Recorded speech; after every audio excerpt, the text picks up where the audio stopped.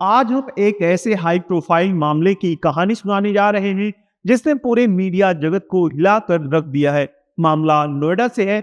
वही नोएडा जो सिर्फ एक टेक्नोलॉजी और इंफ्रास्ट्रक्चर हब ही नहीं बल्कि देश के सबसे बड़े न्यूज चैनलों की राजधानी भी है।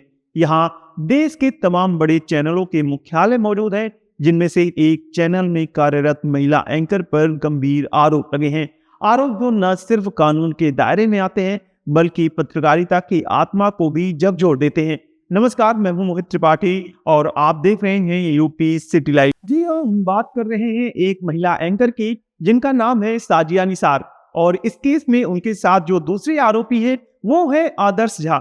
आरोप है कि इन दोनों ने मिलकर एक प्रतिष्ठित चैनल के मालिक और सीनियर मैनेजमेंट को यौन उत्पीड़न के फर्जी आरोपों में फंसाने की कोशिश की और इसके बदले मोटी रकम वसूलने की योजना बनाई।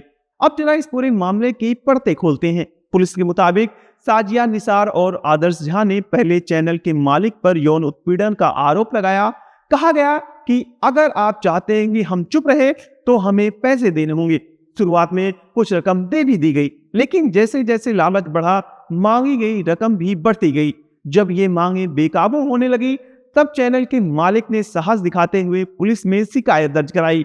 9 जून 2025 को नोएडा की सेक्टर 58 पुलिस हरकत में आई।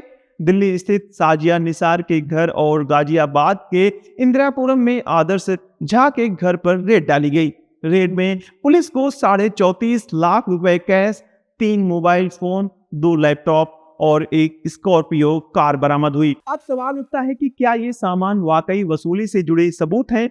क्या इनकी मौजूदगी इस केस को मजबूत बनाती है? पुलिस का दावा है कि यह सब चीजें वसूली रैकेट से जुड़ी हैं, लेकिन अदालत में इन्हें साबित करना अभी बाकी है। पुलिस ने साजिया निसार और आदर्श झा पर न्याय संहिता की कई धाराएं लगाई हैं, जैसे धारा 308 यानी जबरन वसूली, धारा 61 यानी षड्यंत्र करने की कोशिश, धारा 316 यानी ब्रीच ऑफ ट्रस्ट, धारा 336 सब सेक्शन 243, धारा 351 यानी डराने की कोशिश, धारा 356 यानी मानहानि और धारा 122 यानी झूठे आरोप के जरिए फंसाने की कोशिश। इन धाराओं से साफ है कि मामला बेहद गंभीर है और अगर आरोप सही साबित हुए तो दोनों को लंबे समय तक जेल की हवा खानी पड़ सकती है। अब सवाल ये उठता है कि ये साजिया निसार है कौन? तो आपको बता दें कि 30 साल की ये एंकर कभी रिपब्लिक भारत जैसे बड़े न्यूज चैनल में काम कर चुकी हैं। अपनी खास स्टाइल में एंकरिंग और कभी कभी दौड़ दौड़ कर और डांस करने वाले स्टाइल में ग्राउंड रिपोर्टिंग करने के लिए सोशल मीडिया पर खासा चर्चित रही हैं। 2022 से इन्होंने भारत 24 नाम के चैनल में बतौर टेलीविजन एंकर काम शुरू किया। अब वही साजिया निसार एक ऐसे मामले में गिरफ्तार है जो पत्रकारिता की साख पर सवाल उठा रहा है। शिकायतकर्ता यानी चैनल के मालिक ने पुलिस को बताया कि उनके पास ऑडियो और वीडियो एविडेंस है जिसमें साजिया निसार द्वारा धमकियों की रिकॉर्डिंग मौजूद है।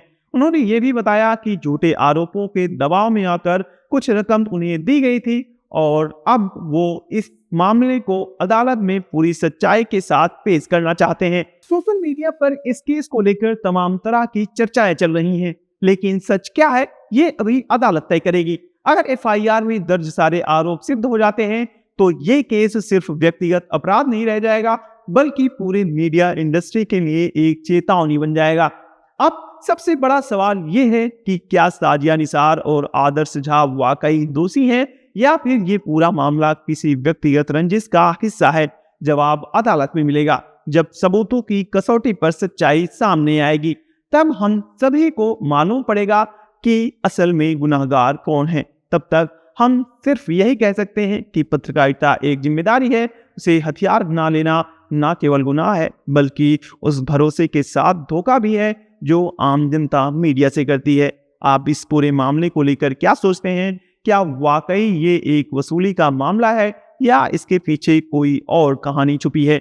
हमें अपने विचार कमेंट सेक्शन में जरूर बताएं। वीडियो को लाइक और चैनल को सब्सक्राइब करना ना भूलें, क्योंकि हम लाते रहेंगे आपके लिए ऐसी ही सच्ची और सनसनीखेज कहानियां। नमस्कार।